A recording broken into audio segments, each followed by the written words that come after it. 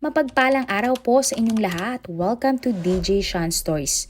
Turn on your notification bell, like and subscribe para sa crime stories araw-araw. Sa CCTV na iyan, makikita ang isang mag-asawa na naglalakad pauwi mula sa pamamasyal. Pero tila nga nabulabog ang mag-asawa nang lapitan sila ng magnanakaw. Hindi sila nanlaban ngunit pinaulan ng bala ang katawan ng misis habang tila maamong tupa naman ng mister matapos siyang padapain ng magnanakaw. Nakakalungkot nga ang nangyaring trahedya na ito dahil 2 taon pa lamang kasal ang mag-asawa. Pero lumabas nga ang katotohanan dahil lahat pala ay pakana lamang ng mister upang makakuha ng malaking pera sa insurance ng kanyang misis.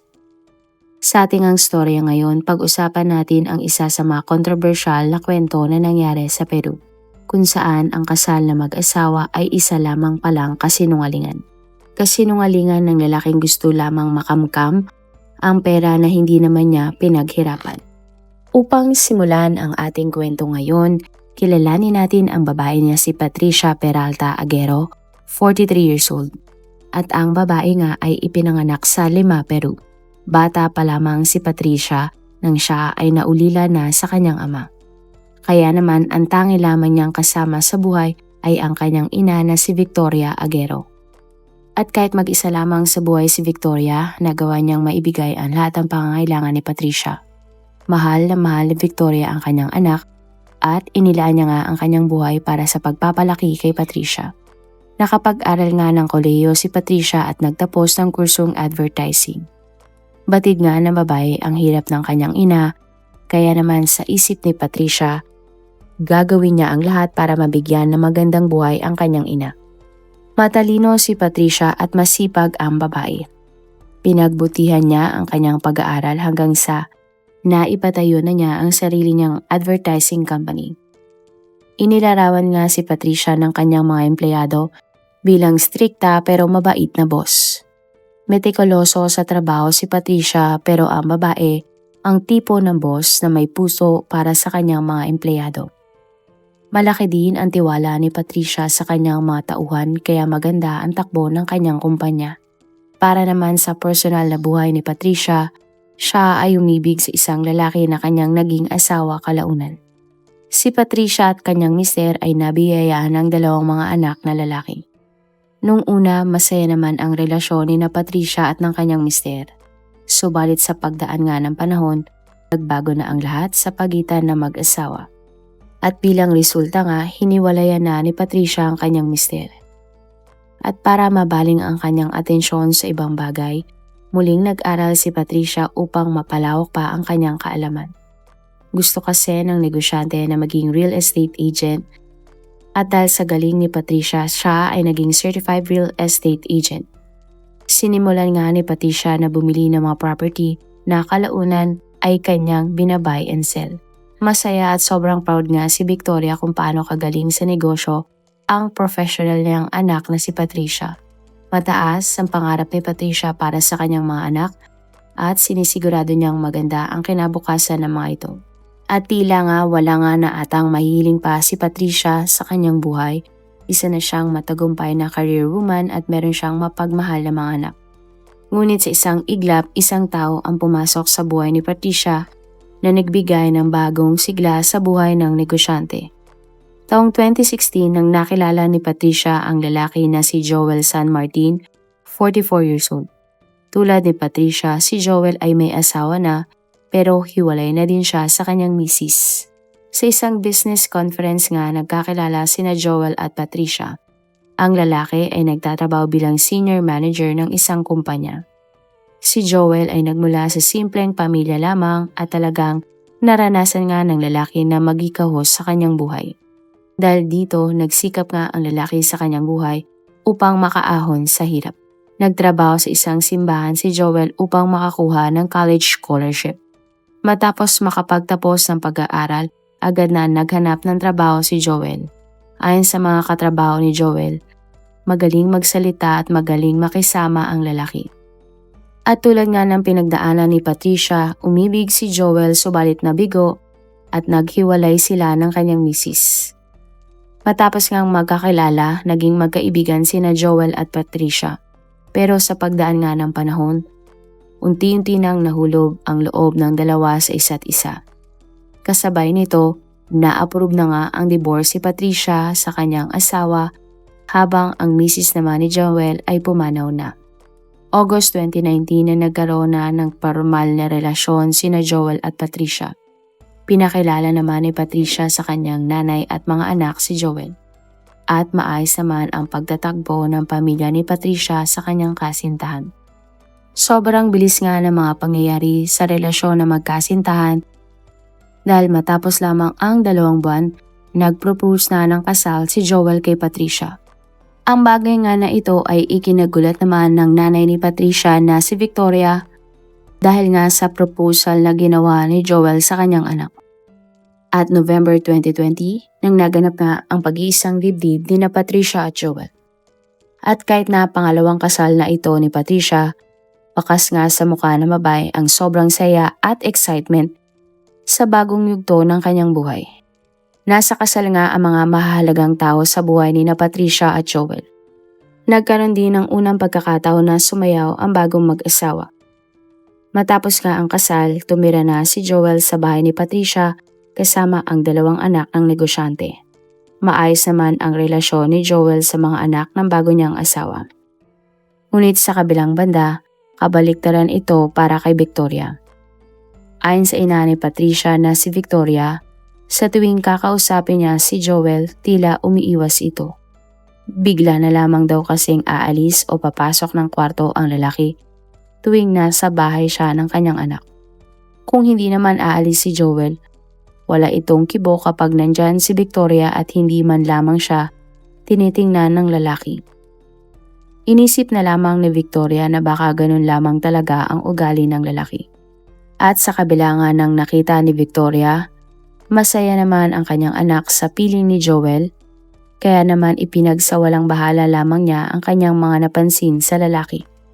Samantala, ipinagpatuloy naman ni Patricia na pagbutihin ang professional development habang inaasikaso ang kanyang bagong pamilya.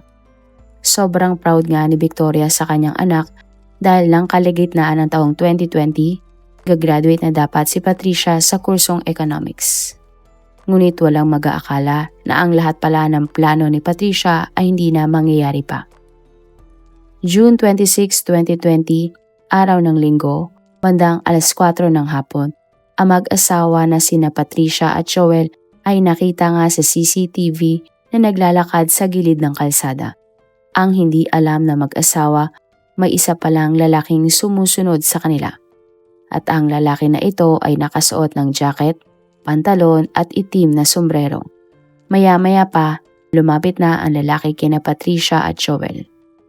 At sa kuha nga ng CCTV, may komprontasyong nangyari sa pagitan ng mag-asawa at ng lalaking lumapit sa kanila. Maya-maya pa, bigla na lamang pinukol ng lalaki ang ulo ni Joel ng matigas na bagay. Napaluhod nga sa kalsada si Joel. Walang kaabog-abog ay bigla na lamang binaril ng hindi nakilalang lalaki si Patricia ng napakaraming beses. Matapos iyon, mabilis na tumakbo palayo ang gunman. Agad namang nilapitan ni Joel ang kanyang asawa. Sumisigaw nga ang lalaki habang sinusuri ang lagay ng kanyang misis. Hanggang isang gwardiya nga ang nakadinig ng paghingi ng tulong ni Joel. Agad na sumaklolo sa mag-asawa ang gwardiya na siya ding tumawag ng ambulansya at mga pulis. At pagdating nga ng ambulansya sa lugar, wala na silang nagawa dahil ang negosyanteng si Patricia ay tuluyan ng binawian ng buhay. Samantala, mabilis nga ang naging aksyon ng mga pulis at sinimula nila kaagad ang isang investigasyon. At kahit meron pa siyang pinagdadaanan, pumayag nga si Joel na agad na kausapin ang mga pulis. Ayon nga kay Joel, siya at ang kanyang asawa na si Patricia ay biktima ng pagnanakaw. Sinabi ni Joel na pinilit ng lalaking pumatay kay Patricia na kunin ang kanilang mga cellphone. Ibinigay naman daw na mag-asawa ang kanilang mga cellphone sa pag-aakala na ito lamang ang pakay ng magnanakaw sa kanila. Ngunit nagulat na lamang umano si Joel nang bigla siyang paluin ng baril sa ulo ng lalaki kaya siya napatumba sa kalye. At pagkatapos nun, walang habas ng pinagbabaril ng sospek si Patricia. Sinabi din ng lalaki sa mga pulis na malapit na ang kanilang bahay sa pinangyarihan ng krimen kaya hindi nila inakala na ganon ang sasapitin nilang mag-asawa. Natagpuan nga ng mga otoridad ang 12 basyo ng bala sa pinangyarihan ng krimen. At sa autopsy nga sa labi ni Patricia, ang babae ay nagtamo ng 8 tama ng bala na naging sanhi ng kanyang pagkamatay. At bilang parte nga ng investigasyon, napasa kamay ng mga pulis ang kopya ng CCTV na nakunan ang buong mga pangyayari. Sa CCTV, makikita nga na hindi na nanlaban pa sina Patricia at Joel nang sila ay komprontahin na magnanakaw. Agad nga nilang ibinigay ang kanilang mga cellphone na kailangan ng kawatan. Itinaas naman ni Patricia ang kanyang mga kamay, indikasyon na siya ay hindi man lalaban sa sospek. Subalit sa kabila nito, walang awa pa ding pinagbabaril ng sospek si Patricia. Tinala naman sa police station si Joel upang kunin ang kanyang buong salaysay hinggil sa nangyaring krimen. Samantala, agad namang hinanap ng mga pulis ang gunman na nakunan sa CCTV. Pero bigo silang matagpuan ito. Matapos iyon, wala nang naging update pa sa kaso ni Patricia. Masakit naman para sa ina ng biktima ang kawalan ng hustisya para sa kanyang anak. Halos araw-araw kung manghingi ng update si Victoria sa police station kung may nangyari na bang development sa kaso ni Patricia. Pero bigo silang magbigay ng update ng kahit ano tungkol sa kaso. Hanggang sa nanawagan na nga sa isang interview si Victoria sa mga mamamayan ng Lima upang tulungan ng mga pulis na matundon ang gunman na tumapos sa buhay ng kanyang anak. Ayon nga kay Victoria, napakabait ng kanyang anak at wala itong masamang ginawa sa ibang tao. Kaya para sa ginang hindi nararapat kay Patricia ang kanyang sinapit. Nakukulangan din umano si Victoria sa mga pag-iimbestiga ng mga pulis pero ang hindi niya alam, strategy lamang pala ito ng mga otoridad. Ang mga pulis na may hawak ng kaso ay may napansin ng butas sa nangyaring krimen. Subalit hindi nila isinawalat ito dahil tingin nila posibleng may kinalaman pala ang huling kasama ng biktima sa nangyaring krimen. Walang iba kundi ang asawa ni Patricia na si Joel. Ayon sa mga otoridad, maraming red flag sa kaso ni Patricia at Joel. Isa sa mga napansin ng mga pulis ay ang ikinilos ni Joel habang hinohold up sila ng kanyang misis. Sinabi din ng mga pulis na kataka-taka para sa kanila na tila malayo masyado si Joel kay Patricia, ipansalag ng lalaki ang kanyang katawan sa sarili niyang misis. Tanong pa ng mga pulis, bakit tila hindi man lang nagawang ipagtanggol ni Joel ang kanyang asawa? Napaisip din daw ang mga otoridad bakit si Patricia lamang ang pinaslang ng hold-upper, gayong pati si Joel ay ninakawan din ng cellphone. Kung ikukumpara daw ang kaso na ito sa ibang kaso, dapat binaril na din ng hold-upper si Joel dahil pwede niyang makilala ang gunman at hanapin siya ng mga pulis. Ang isa pang red flag para sa mga pulis ay ang dami ng beses na nagpaputok ang suspect. Sa ibang kaso kasi, ng mga pagnanakaw, madalas ay 1 hanggang 2 beses lamang binabaril ng sospek ang biktima. Ngunit sa kaso na ito ni Patricia, nagtamo ang negosyante na 8 tama ng bala. Para nga sa mga otoridad, ang ganong kadaming pinsala na tinamo ng biktima ay indikasyon na may matinding galit ang sospek sa biktima. At dito na naghinala ang mga otoridad kay Joel. Ipinagpatuloy nga ng mga pulis ang investigasyon at tinutukan nila ang mga galaw ng lalaki. Binantayan din nila ang mga naiwang negosyo, property at bank account ni Patricia. Kinuna naman ng salaysay ng mga pulis ang 2 anak ni Patricia kung meron ba silang napansing kakaiba kay Joel ng araw na nangyari ang krimen. At ayon sa panganay na anak ni Patricia, nang kinaumagaan habang kumakain sila ng almusal, bigla na lamang niyaya ni Joel ang kanilang nanay na umalis. Nagulat ang anak ni Patricia dahil ng araw na iyon ay may nakaplano na silang lakad ng kanyang nanay. Subalit nagpumilit daw si Joel na umalis at pumayag naman si Patricia. At dahil sa mga sinabi ng mga anak ng biktima, lalong naghinala ang mga otoridad kay Joel. Naging turning point naman ng mga kapulisan ang napansin nila ang sunod-sunod na pagwi-withdraw ni Joel ng pera sa joint bank account nila ni Patricia. Nagsimula ito 2 buwan matapos pumanaw ni Patricia at mahigit 7 million pesos na ang nawawala sa bank account na ito. Pero bukod doon, nagulat din ang mga pulis nang nalaman na may malaking life insurance pala si Patricia. At ang tanging beneficiary nito ay ang asawa niyang si Joel. 18 million pesos nga ang halaga ng insurance ni Patricia at makalipas nga ang 6 na buwan, kalahati ng halaga na ito ay naklaim na ni Joel. At makalipas nga ang halos 2 taon, formal lang inaresto si Joel para sa pag-utos na patayin si Patricia para maklaim ng suspect ang insurance money ng biktima. Ayon sa mga otoridad, ang isa pang bagay na kainahinala kay Joel ay ang pamimilit nito sa mga otoridad na isarado na ang kaso ng pagpatay kay Patricia. Nakakuha din ng ebidensya ang mga pulis na may bago ng karelasyon si Joel kahit kamamatay pa lamang ng kanyang asawa. Hindi naman makapaniwala si Victoria nang nalaman ang mga resulta ng investigasyon ng mga pulis na nagtuturo kay Joel bilang mastermind sa pagpatay sa kanyang anak.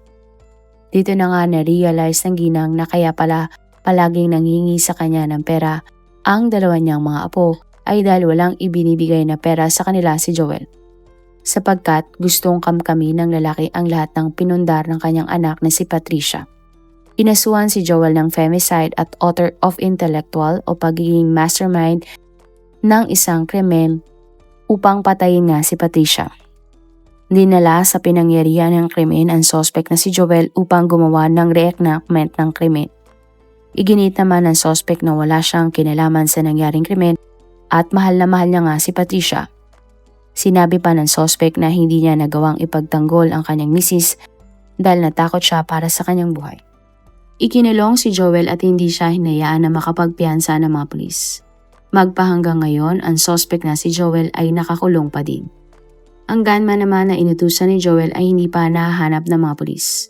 Ayon sa batas ng Peru, kapag napatunayan si Joel na guilty sa mga kaso laban sa kanya, maaari siyang hatulan ng 40 to 70 years na pagkakulong.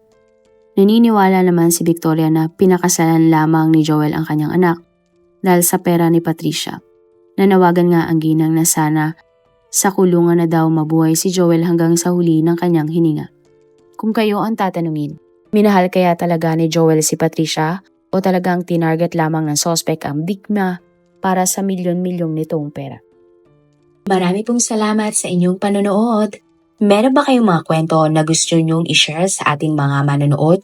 Kung may personal po kayong kwento na gusto nyong i-feature sa ating channel, i-comment down below nyo lang ang inyong mga suggestions.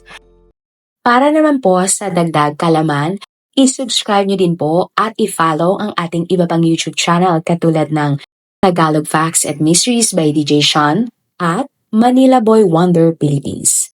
Marami pong salamat sa pagsuporta nyo sa aming mga channel. God bless everyone!